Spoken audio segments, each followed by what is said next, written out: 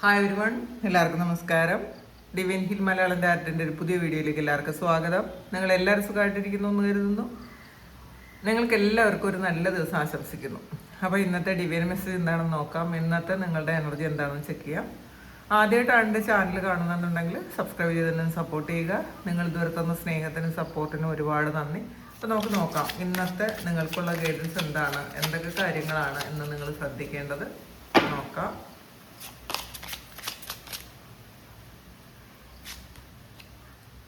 വാനിറ്റിയാണ് വന്നിട്ടുള്ളത്. ട്രിക്കറി, dissipating, question,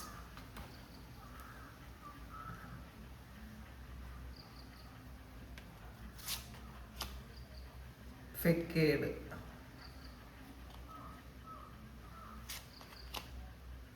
ഗ്രീഫാണ് വന്നിട്ടുള്ളത്.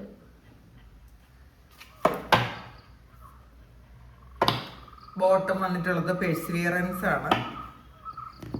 നമുക്ക് ഇതിനുള്ള കാർഡ് കൂടി എടുക്കാം.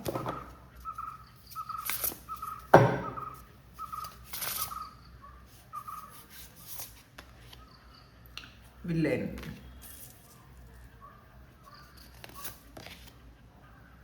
എക്സ്പെക്റ്റേഷൻസ് വന്നിട്ടുണ്ട്.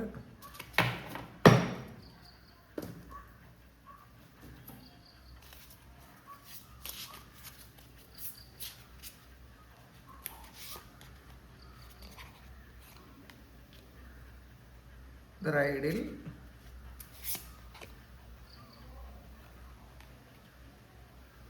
ബർഡോ, അത്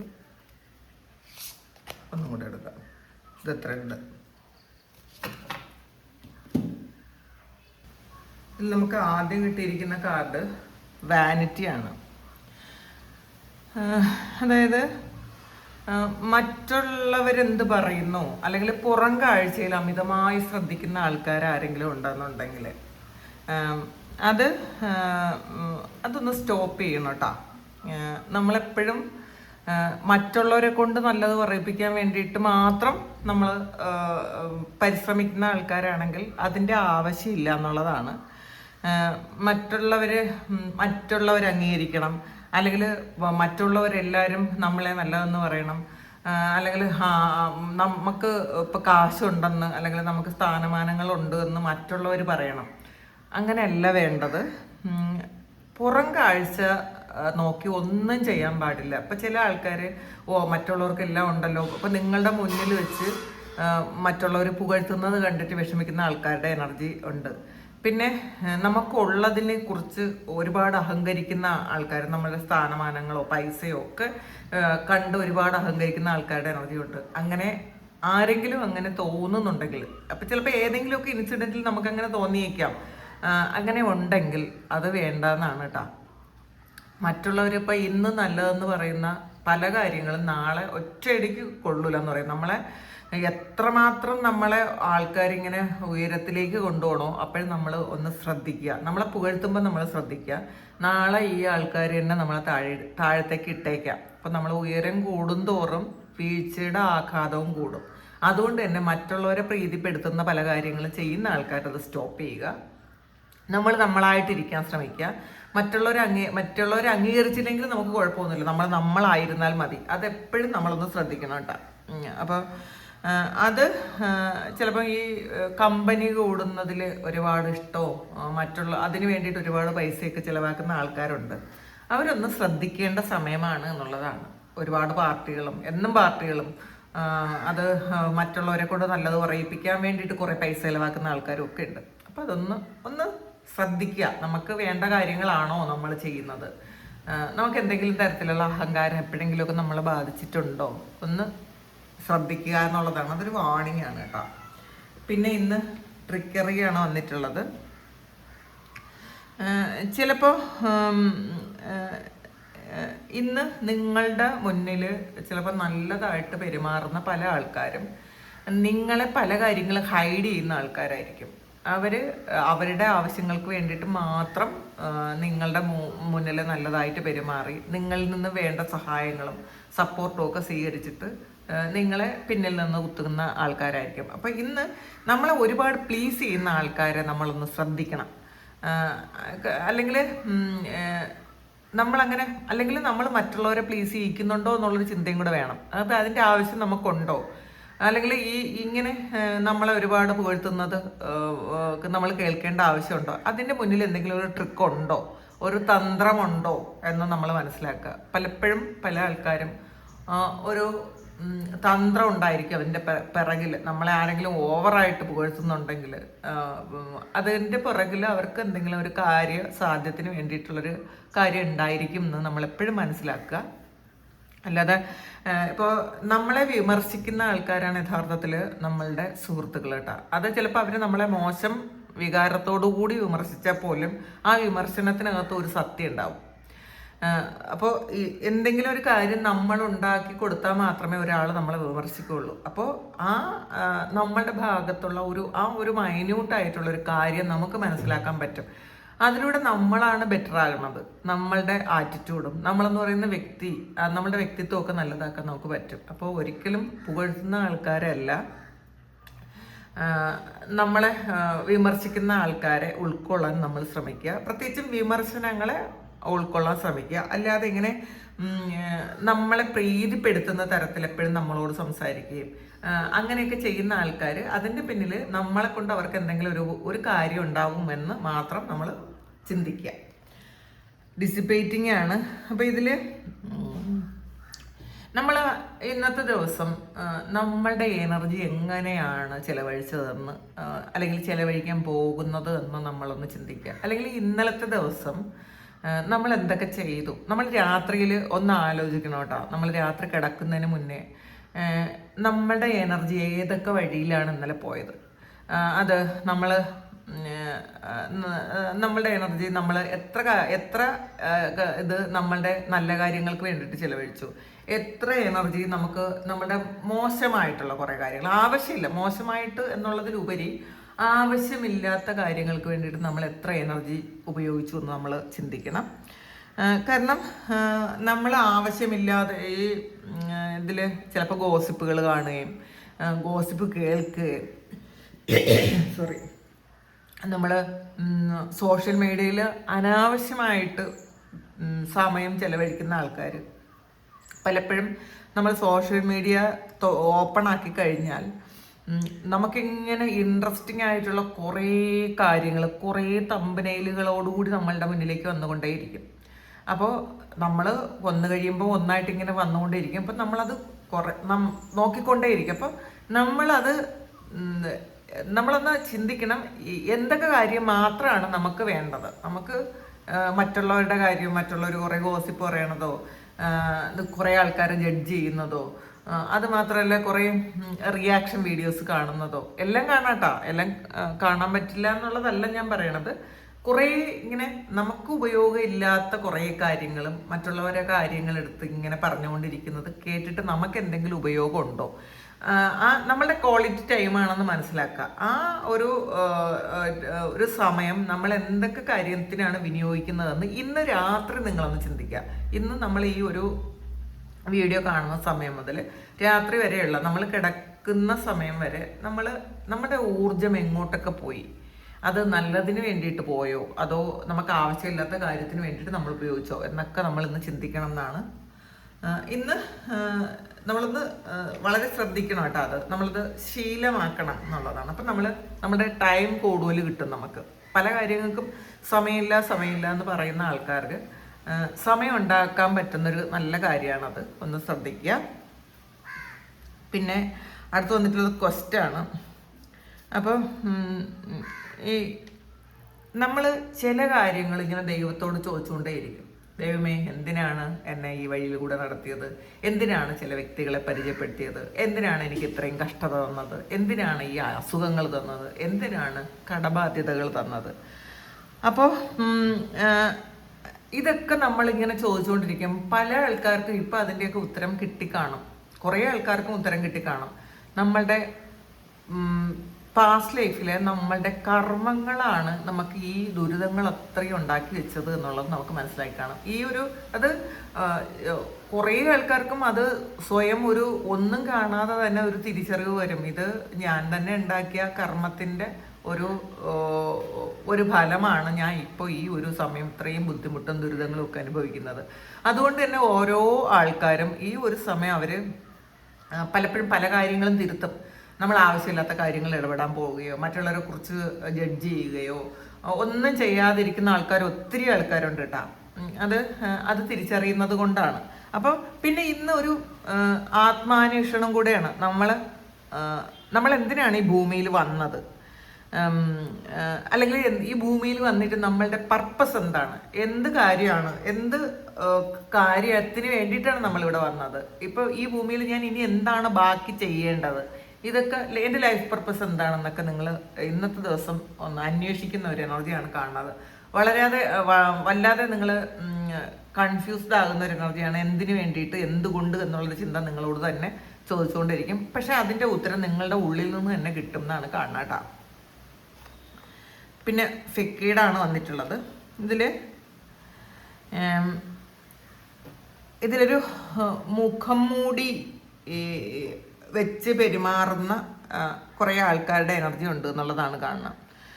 നമ്മൾ ചിലപ്പോൾ ഇന്നത്തെ ദിവസം ചിലപ്പോൾ അങ്ങനെ ചെയ്യേണ്ടി വരുമായിരിക്കും. നമ്മളുടെ യഥാർത്ഥ വികാരങ്ങളൊന്നും പുറത്ത് കാണിക്കാതെ ഒരു മാസ്ക് വെച്ചിട്ട് മറ്റൊരു മുഖം കാണിക്കേണ്ട ഒരവസ്ഥ വരുമായിരിക്കും. നമ്മൾ ഒരുപാട് കരഞ്ഞ് സങ്കടപ്പെട്ടിരിക്കുന്ന സമയത്തും മറ്റുള്ളവരുടെ മുന്നിൽ വളരെ നല്ലതായിട്ട് ചിരിച്ച് സംസാരിക്കേണ്ട ഒരവസ്ഥ വന്നേക്കാം. ഹാപ്പി ആയിട്ട് ഇരുന്ന് കാണിക്കേണ്ട ഒരവസ്ഥ വന്നേക്കാം. അപ്പോൾ ഇതിൽ ഇപ്പോൾ അത് നമ്മളിപ്പോൾ നമ്മളുടെ എല്ലാ ഇമോഷനും മറ്റുള്ളവരെ കാണിക്കണം എന്നില്ല. ഇത് അങ്ങനെ കാണിച്ചാൽ നമ്മളെ മറ്റുള്ളവർ മുതലെടുക്കൂട്ടാം. അപ്പോൾ അത് കാണിക്കണ്ട.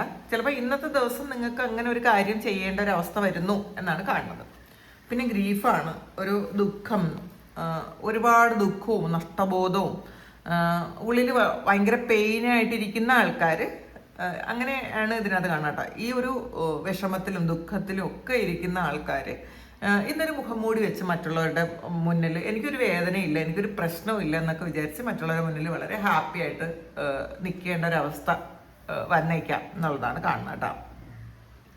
അപ്പോൾ ഇത് അതുകൊണ്ടായിരിക്കും നമ്മളിങ്ങനെ ചോദ്യം ചോദിക്കുന്നത്, എന്തിനു വന്നു, എന്തുകൊണ്ടാണ് ഈ പ്രശ്നങ്ങൾ എൻ്റെ മുന്നിലേക്ക് വന്നത് എന്നൊക്കെ ഇന്ന് കൂടുതലായിട്ട് നിങ്ങളിന്ന് ചോദിക്കുന്നു എന്നാണ് കാണുന്നത്. പിന്നെ പെർസിവിയറൻസ് ആണ് വന്നിട്ടുള്ളത്. അപ്പോൾ ഇതിൽ നിങ്ങൾ എന്തെങ്കിലും ഒരു കാര്യം ചെയ്യുമ്പോൾ അത് ഉടനെ തന്നെ നടന്നില്ലെങ്കിൽ അത് നിർത്തിക്കളയരുത്. അതിനൊരു എന്താണ് കുറച്ചുകൂടി ടൈം വേണം എന്നാണ് കേട്ടോ. സ്ഥിരോത്സാഹത്തോടു കൂടി അല്ലെങ്കിൽ ക്ഷമയോടുകൂടി ഞാനിത് വിട്ടുകൊടുക്കൂല, ഇതിന് വേണ്ടിയിട്ട് ഞാൻ പ്രവർത്തിച്ചുകൊണ്ടേയിരിക്കും എന്ന ക്ഷമയോടുകൂടി നിങ്ങളിന്ന് മുന്നോട്ട് പോകണം എന്നുള്ളതാണ്. സ്ഥിരോത്സാഹം വേണം. നമ്മൾ എല്ലാ ദിവസവും ഒരേ കാര്യം തന്നെ ചെയ്തൊന്ന് ശീലിക്കണം എന്നുള്ളതാണ് കേട്ടോ. അതല്ലാതെ നിങ്ങൾ പിന്തിരിഞ്ഞ് മാറിപ്പോകരുത് എന്നുള്ളതാണ്. ഈ ചില കാര്യങ്ങൾ ഇപ്പം ഉപേക്ഷിച്ച് പോകണമെന്നാണായിരിക്കും നിങ്ങൾക്ക് തോന്നണത്. ഇത് ഇനി എനിക്ക് പറ്റൂല അല്ലെങ്കിൽ ഇത് ശരിയാവൂല എന്ന് വിചാരിച്ച് നിങ്ങൾ ഉപേക്ഷിച്ച് പോകണമെന്ന് വിചാരിക്കുന്ന ആ ഒരു കാര്യം ഉപേക്ഷിക്കാതെ മുന്നോട്ട് പോകണം എന്നാണ് ഓവറോൾ ഒരു മെസ്സേജായിട്ട് കിട്ടിയത്. നിങ്ങളുടെ പ്രയത്നം ഒരിക്കലും വെറുതെ ആവൂല. അപ്പോൾ അത് നിങ്ങളുടെ പ്രയത്നത്തിനുള്ള ഫലം നിങ്ങൾക്ക് കിട്ടും എന്ന് തന്നെയാണ് കാണുന്നത്. അപ്പോൾ അടുത്ത് വന്നത് വില്ലനാണ്. അപ്പോൾ ഇതിൽ you can always rewrite the സ്റ്റോറിയാണ് വന്നിട്ടുള്ളത്. ചിലപ്പോൾ നിങ്ങളുടെ കഥയിൽ നിങ്ങളെ വില്ലനാക്കി നായകനും നായികയൊക്കെ ആയ ഒരുപാട് ആൾക്കാരുണ്ടായിരിക്കാം. നിങ്ങൾക്കൊരു വില്ലൻ ഇമേജ് തന്ന ഒരാൾ അല്ലെങ്കിൽ ഒരു കൂട്ടം ആൾക്കാർ ഉണ്ടായിരിക്കാം. അപ്പോൾ ഈ ഒരു സമയം നിങ്ങൾ മനസ്സിലാക്കേണ്ടത് നിങ്ങളുടെ സ്റ്റോറി റീറൈറ്റ് ചെയ്യേണ്ട ഒരു സമയമാണിത്. നിങ്ങൾക്കതിന് കഴിയും. നിങ്ങളെ വില്ലനാക്കിയ ആ ഒരു സ്ഥലത്ത് നിന്ന് നിങ്ങളെ നായകനോ നായികയോ ഒക്കെ ആക്കാൻ പറ്റുന്ന ഒരു സ്ഥലത്തേക്ക് നിങ്ങൾ ഉയർന്നിരിക്കുന്നു. അല്ലെങ്കിൽ ആ ഒരു ധൈര്യം നിങ്ങൾക്ക് ഇന്നത്തെ ദിവസം വരും എന്നുള്ളതാണ് കാണുന്നത്. ചിലപ്പോൾ ചെയ്യാത്ത തെറ്റിന് ഒരുപാട് ശിക്ഷ അനുഭവിക്കുന്ന, ഒരുപാട് അവഗണനയും കളിയാക്കലുകളും ഒക്കെ അനുഭവിക്കുന്ന ആൾക്കാർ ഉണ്ടായിരിക്കാം, ഒരു തെറ്റും ചെയ്യാതെ. പക്ഷേ നിങ്ങളൊന്ന് വെയിറ്റ് ചെയ്യുക. ക്ഷമ വേണം, സ്ഥിരോത്സാഹം വേണമെന്ന് പറയുന്നു ആദ്യമേ. പക്ഷെ നിങ്ങൾ ആ ദുഃഖത്തിലിരിക്കേണ്ടെന്നും പറയുന്നുണ്ട്. നിങ്ങൾക്ക് നിങ്ങളുടെ സ്റ്റോറി റീറൈറ്റ് ചെയ്യാനുള്ളൊരു സമയം ദൈവം നിങ്ങൾക്ക് തരും. അതിൽ നിങ്ങൾ ഉറപ്പിച്ച് വിശ്വസിക്കുക. എക്സ്പെക്റ്റേഷൻസ് ആണ് ഇതിൽ. ഡോണ്ട് സീക്ക് എനിവൺസ് അപ്രൂവലാണ് വന്നിട്ടുള്ളത്. അപ്പം നിങ്ങൾ എല്ലാ ആൾക്കാരുടെയും അംഗീകാരം നേടാൻ നിങ്ങൾ ശ്രമിക്കരുത്.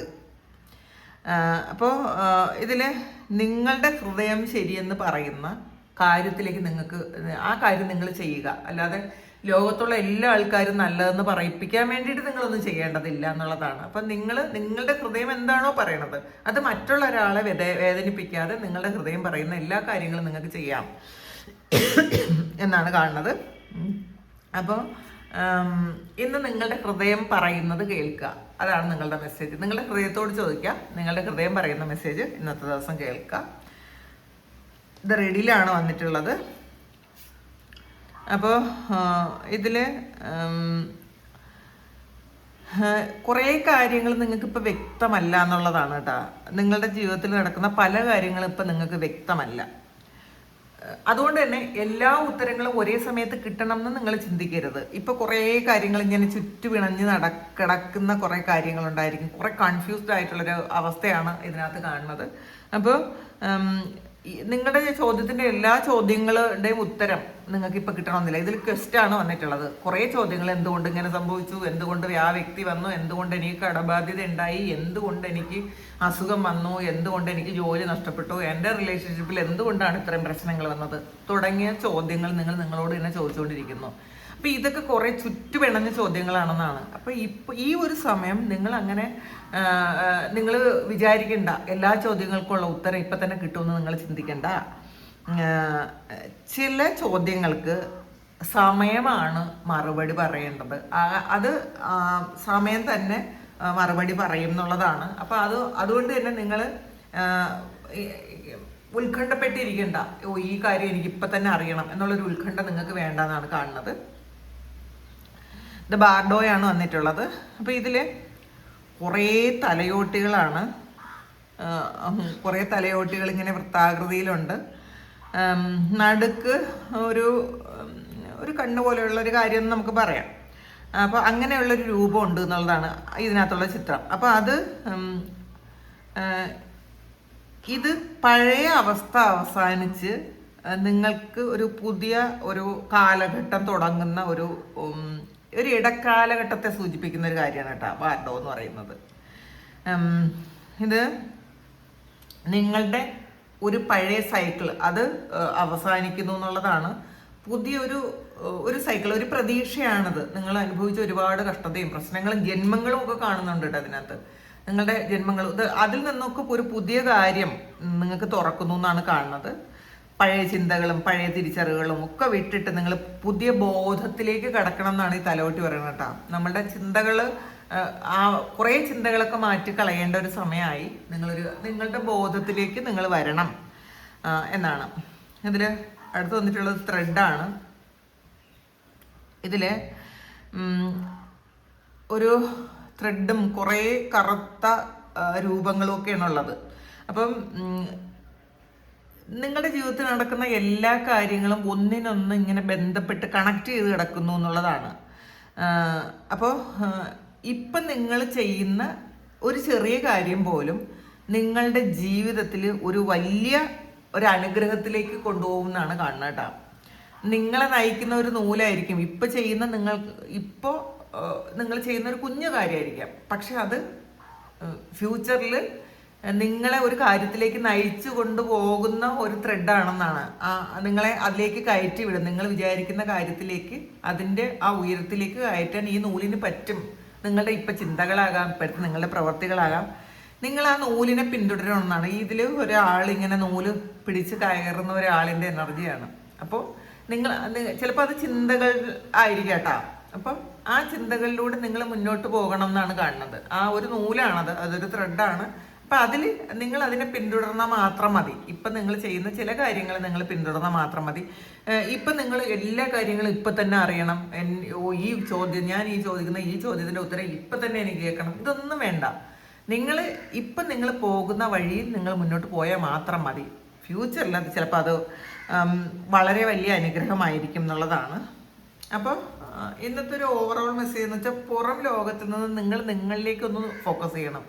അവരും ഇവരൊക്കെ പറയുന്ന കാര്യങ്ങളും മറ്റുള്ളവരെ പ്ലീസ് ചെയ്യിക്കാൻ നിങ്ങൾ ശ്രമിക്കുന്നുണ്ടെങ്കിൽ അതും, നിങ്ങളെ ആരെങ്കിലും പ്ലീസ് ചെയ്യിക്കാനോ ഒരുപാട് പുകഴ്ത്തുന്നുണ്ടെങ്കിലോ അതൊക്കെ നിങ്ങളൊന്ന് ശ്രദ്ധിക്കുക. എന്തിനു വേണ്ടിയിട്ടാണെന്ന് ശ്രദ്ധിക്കുക. സൈലൻ്റായിട്ട് നിങ്ങളൊന്ന് ശ്രദ്ധിക്കാനാണ് പറയുന്നത് കേട്ടോ.